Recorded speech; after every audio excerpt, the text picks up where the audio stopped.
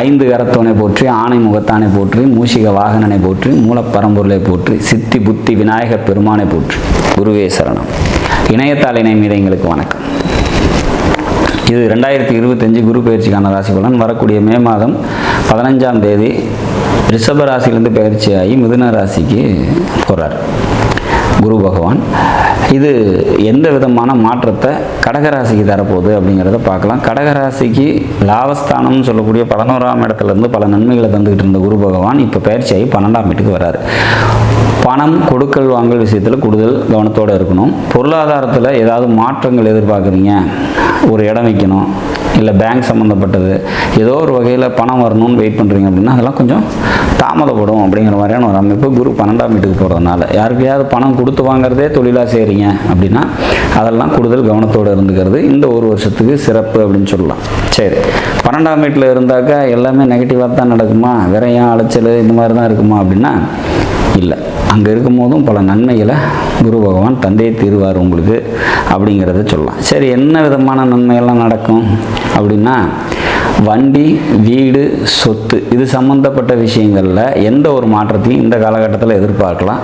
தாயாரோட உடல்நிலை மேன்மை அடையும் அப்படிங்கிற மாதிரியான ஒரு சுச்சுவேஷன்ஸ். படிச்சுட்டு இருக்காங்க, ஸ்டூடெண்ட்ஸாக இருக்கீங்க அப்படின்னாக்கா கண்டிப்பாக படிப்பு நல்லபடியாக வரும். நல்லபடியாக படிப்பில் மேன்மை அடைவீங்க அப்படிங்கிற மாதிரியான ஒரு சுச்சுவேஷன்ஸ்.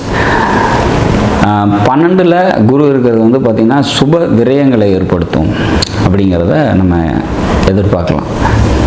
கண்டிப்பாக வேலை எப்படி சுப விரயங்கள் ஏற்படும் அப்படின்னாக்கா இடமாற்றம் ஏற்படுறது, ஒரு இடத்துல இருந்து இன்னும் கொஞ்சம் பெட்டர்மெண்ட்டுக்கு போகிறது, இந்த மாதிரியான விஷயங்கள் வாழ்க்கைக்கு தேவையான வசதிகளை ஏற்படுத்திக்கிறது மூலமாக தான் விரயங்கள் ஏற்படும் ஒழிஞ்சு தேவையற்ற விரயமாகவோ அலைச்சலாகவோ நிச்சயமாக இருக்காது அப்படிங்கிறதையும் நம்ம உறுதியாக சொல்லலாம். சரி, வேலைக்கு போயிட்டுருக்கீங்க அப்படின்னா வேலையில் நிச்சயமாக முன்னேற்றமான ஒரு சூழ்நிலைகள் ஏற்படும் அப்படிங்கிற மாதிரியான ஒரு அமைப்பு. வேலைக்கு போயிட்டுருக்கவங்களுக்கு பதவி உயர்வு கிடைக்கும்.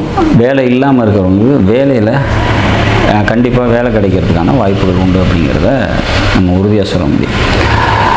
உடல் ரீதியான பாதிப்பு இருக்குது, உடல்நிலை சரியில்லை அப்படின்னா கண்டிப்பாக அதெல்லாம் மேன்மை கிடைக்கும் அப்படிங்கிற மாதிரியான ஒரு அமைப்பு. ஏன் இதெல்லாம் சொல்கிறோம் அப்படின்னா உங்களோட ஆயுள் ஸ்தானம்னு சொல்லக்கூடிய கடகராசிக்கு 8ஆம் வீடான கும்பராசியை குரு தன்னோட 9ஆம் பார்வையாக பார்க்கறதுனால கண்டிப்பாக உடல்நிலை மாற்றமும் உடல்நிலை தேற்றமும் ஏற்படும் அப்படிங்கிறதையும் நம்ம உறுதியாக சொல்ல முடியும் அப்படிங்கிறது தான் இதில் விஷயம்.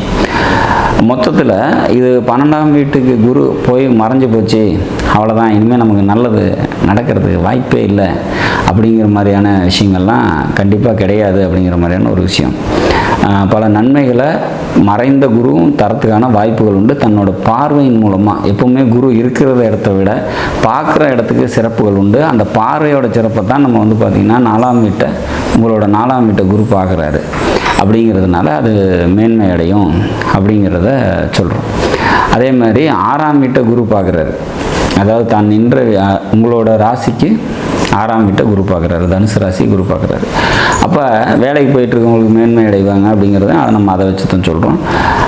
தாய் வழி உறவுகளால் நன்மைகள் ஏற்படுறதுக்கும் வாய்ப்புகள் உண்டு. 6ஆம் வீடு தாய் வழி சொந்தத்தை கொடுக்குது. தாயாரோட இளையவங்களுக்கு அவங்களால் உங்களுக்கும் உங்களால் அவங்களுக்கும் நன்மைகள் நடக்கக்கூடிய ஒரு காலமாக இது அமையும் அப்படிங்கிற மாதிரியான ஒரு அமைப்பு. உங்களோட 8ஆம் பாவத்தை குரு பார்க்கறதுனால ஆயுள் பலம் நல்லாயிருக்கும், உடல்நிலை தேற்றம் அடையும், மருத்துவ செலவுகள் இருந்துச்சுன்னா அதெல்லாம் சீராகும் அப்படிங்கிற மாதிரியான ஒரு அமைப்பு. மொத்தத்தில் மறைந்த குருவாக இருந்தாலும் தன் பார்வை மூலம் பல நன்மைகளை உங்களுக்கு தரும் அப்படிங்கிறதுல மாற்றுக்கருத்தில். கடகராசியில் பிறந்தவங்களுக்கு இந்த 2025 குரு பயிற்சி முன்பு இருந்த மாதிரியான நற்பலன்களை தராவிடும் தனது பார்வையின் தீட்சத்தினால் ஓரளவுக்கு நன்மைகளை தரக்கூடிய விதத்தில் அமையும் அப்படிங்கிற மாதிரியான ஒரு சூழ்நிலை தான் இருக்குது. குரு மறைஞ்சிட்டாரு அப்படிங்கிறதுனால பயப்பட தேவையில்லை அப்படிங்கிறத நம்ம தெளிவாக தெரிஞ்சுக்கலாம்.